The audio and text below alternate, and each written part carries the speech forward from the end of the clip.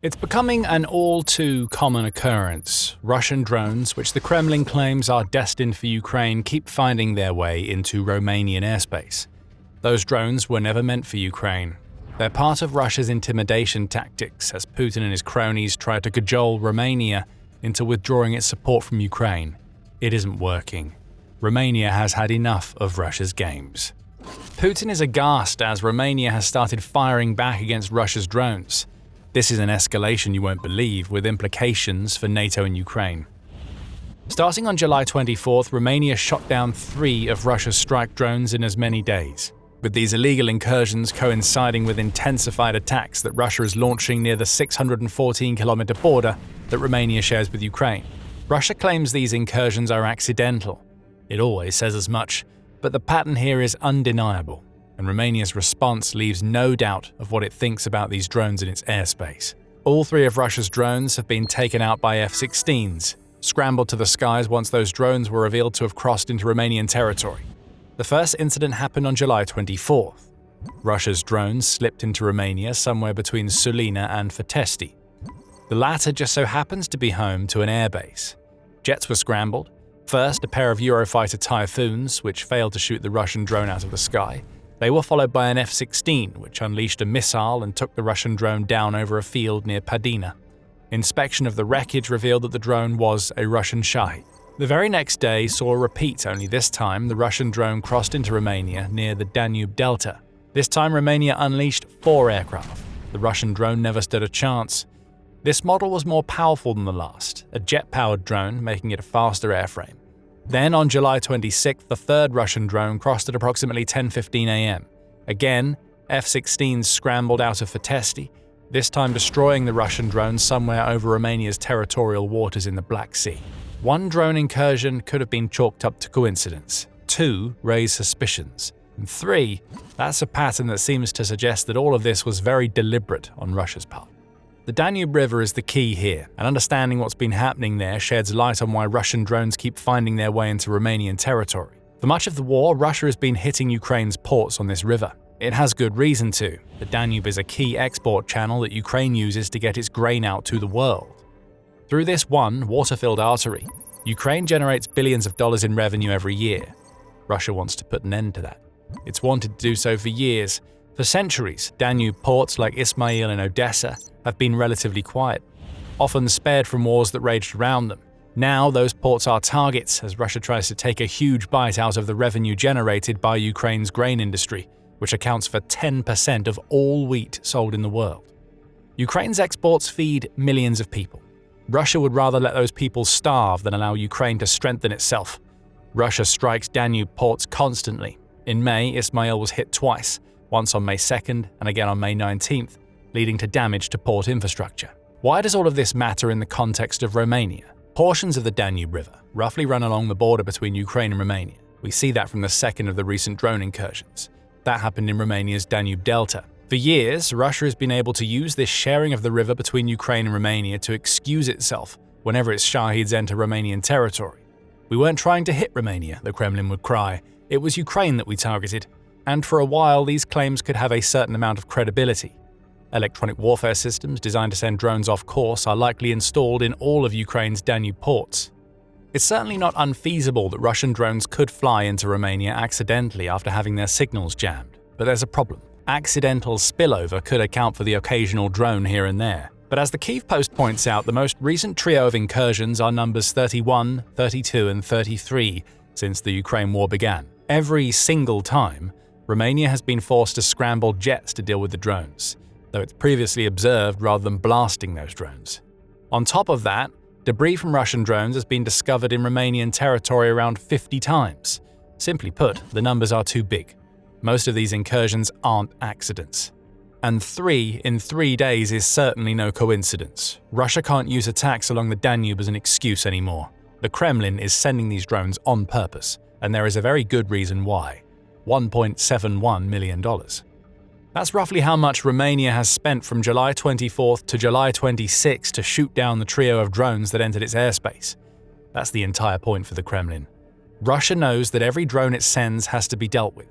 If that involves jets being scrambled but not firing, then that's fine. Fuel has to be expended and money is still burned on sorties that wouldn't have happened otherwise. But now that Romania is blasting Russian drones out of the sky, that cost goes higher. Missiles are being used. Those missiles cost hundreds of thousands of dollars. For Russia, these accidental drone incursions see it sacrifice Shahids that cost a few tens of thousands of dollars in return for a much larger return on that investment. But Russia has miscalculated. What we're really seeing here is Romania getting sick and tired of Putin's little games, to the point where it's just transformed itself into a frontrunner in a complete overhaul of NATO doctrine. Russian drones won't be escorted anymore. They won't be tracked and monitored. Those drones will be destroyed, and that changes everything for Putin. Before we dig deeper, Russia is still claiming innocence. Of course it is. Russia has reacted with fury after Romania responded to these most recent aerial incursions by first summoning the Russian envoy to Romania, Vladimir Putin, and then expelling that envoy with a warning that he would need to get out of the country in the next 5 days. Romania has also recalled its own ambassador to Russia. The Russian embassy in Bucharest is livid. It claims the expulsion was not justified in any way, as it continues to toe the Kremlin's line that none of the drone incursions were deliberate. Russia was just trying to hit Ukraine, the same old excuse. Russia is also scared that Romania seeks to escalate. The threats are already being flung around like crap in a monkey enclosure. The expulsion of the convoy would not go unanswered, the embassy said. And Romania better not carry out any cross-border operations, as that would mean the country is getting directly involved in the Ukraine war, opening it up to a Russian response. Romania hasn't launched any cross-border operations or even hinted that it might. So what we're seeing in this angry response is Russia reacting to the results of testing Romanian and NATO boundaries that haven't gone its way. There is fear mixed in with this anger, and we're going to explain why. But before we do, this is a reminder that you're watching The Military Show. If you're getting insight from our channel, then hit subscribe and enable notifications so you never miss any of our upcoming videos. We're seeing change on 2 levels in Romania's destruction of the Russian drones. The first level is what all of this means for Russia itself. Then there's the wider level, the one that encompasses not just Romania but Russia, NATO and even Ukraine. For Romania, what we saw between July 24th and 26th was the execution of a response to Russian drones that has been in the works for a long time. As far back as May 2025, Romania enacted a new law that would allow its military to shoot down unauthorized drones that entered Romanian airspace. Later in the same year, it was reported that Romania was deploying the US-made Merops system to help with its drone defense. This system is essentially an interceptor drone. Small enough to fit in the back of a small truck, Merops is capable of identifying incoming drones. It can also destroy them using AI-assisted guidance to overcome signal jamming and other electronic interference. However, despite making these moves, there was opposition to destroying Russian drones in Romanian airspace. Even as the incursions became more frequent, the legislation allowing shootdowns was opposed by several of Romania's more nationalistic political parties, likely because they saw the law as a potential escalation that could draw Russia's ire. That opposition has clearly faded, and the reason why stems back to an incident in May that Romanian military analyst Radu Tudor tells ABC News likely served as a psychological trigger for Romania to finally do something about the Russian drones. Until now, it was probably an allied decision in NATO not to respond with firepower, because it was somehow a danger of escalation, Tudor says. Now, it's a Romanian decision. Here's why. On May 28th, the news broke that Romania had been the victim of yet another drone incursion. Only this one was different. It was certainly more dangerous. A Russian drone smashed into an apartment building in eastern Romania, injuring a mother and her child. Romania knew that the drone was coming. It had been tracked by radar. However, jets weren't scrambled to shoot it down, and 2 people almost lost their lives as a result. That was the enough is enough moment. Unwilling to take the same risk again, Romania has made it clear that any Russian drones that enter its territory from now on will get shot down. It just proved that claim 3 times in 3 days. For Putin, that means Romania is sending the clear message that it's not a country to be messed with. Russia tested boundaries one too many times. Romania will now come out swinging every time the Kremlin tries again. This change in response from Romania isn't limited to this one NATO member. Rather, Romania has just established itself as the frontrunner in a transformation of NATO doctrine when it comes to dealing with Russian hybrid warfare. This is one of the wider implications. Romania has become a load-bearer for NATO policy regarding Russia, not least because it shares a border with Ukraine and is key to NATO's Black Sea strategy. We can now view Romania as the first layer in a series of defenses stacked against a future Russian attack.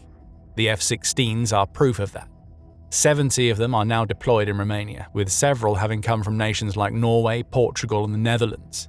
Romania has also committed $10 billion to American weapons systems, including Patriot air defenses and a stockpile of 32 F-35s that are due to be delivered to the country. What we're seeing here is the strengthening of a front. A nation that would be at risk of Russian invasion, especially if Putin succeeds in Ukraine, is now taking its rightful place as one of the most important in the NATO alliance. Romania is a founding member of the Defense, Security and Resilience Bank. It's launching several air defense initiatives, all designed to combat Russian aggression. Romania is also a key part of NATO's ballistic missile defense shield around the Black Sea, along with Turkey. The country is spending billions on the expansion of its air bases, and it's joined Turkey and Bulgaria in a Black Sea demining operation. All of this adds up to something very simple. Romania is more vital to NATO now than ever before. And that vitality is underscored by the trio of interceptions we've just seen, because those interceptions represent a doctrinal shift in the way that NATO deals with Russia's drones. For years, NATO's policy when it comes to Russia has been simple: watch, escort, release statements, never escalate.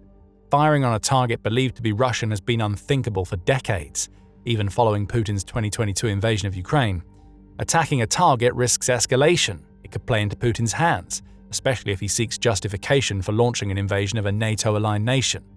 And in some cases, that doctrine is still in place. If Russia were to send a fighter jet into Romanian territory, that fighter jet would be met with F-16s and Eurofighter Typhoons, which would flank the Russian jet and escort it away. Destroying that sort of target is dangerous. Putin loses a pilot, he has all of the ammo he needs to rally the Russian people against NATO. But drones are different. They're unmanned, and in Romania's case, Russia keeps claiming that they're not entering NATO airspace intentionally. Dealing with drones is where we see the doctrine changing. NATO is increasingly willing to fire upon these targets. That's evidenced by the Drone Edge initiative, which was launched in June, and will see NATO collectively pour $40 billion into a program created to detect, identify, and crucially, neutralize drone threats. That program will take 5 years to complete, but it's an indicator to Putin that NATO isn't playing around with drones anymore. When it sees them, it will destroy them. Romania has just pump-started this policy with its drone takedowns. Deterrence is no longer the procedure. Active response is. As we said, there is some wiggle room in this doctrinal shift. We're not going to see NATO nations blowing up Shadow Fleet vessels, spy ships, or fighter jets that encroach upon NATO territory. A balance has to be struck, and that balance seems to be that if there are Russian soldiers involved, then the target doesn't get hit. But drones are fair game, and though the downing of drones currently comes at the cost of expending missiles worth many times more than these drones, it will do it for now. More efficient defenses are coming. We may have just seen a watershed moment in Russia. It destroyed Russian drones, and all it got in response was the same angry and impotent threats that Russia has been throwing around for years. Other nations that have been victims of Russia's aerial incursions, such as Poland, the Baltic states, and Denmark, will see that and feel their confidence renewed. If Romania can do it, they can too. Putin just proved that he isn't going to escalate over drones. That brings us to the second part of the wider aspect of Romania's actions. Putin has been putting NATO to the test for much of the Ukraine war.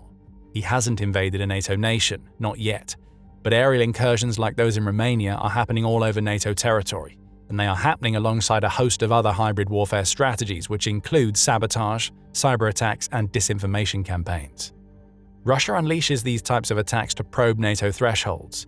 It wants to both test responses and create division. Putin's ideal scenario is that so many arguments break out about how to handle what Russia is doing between NATO leaders that nothing at all ends up getting done.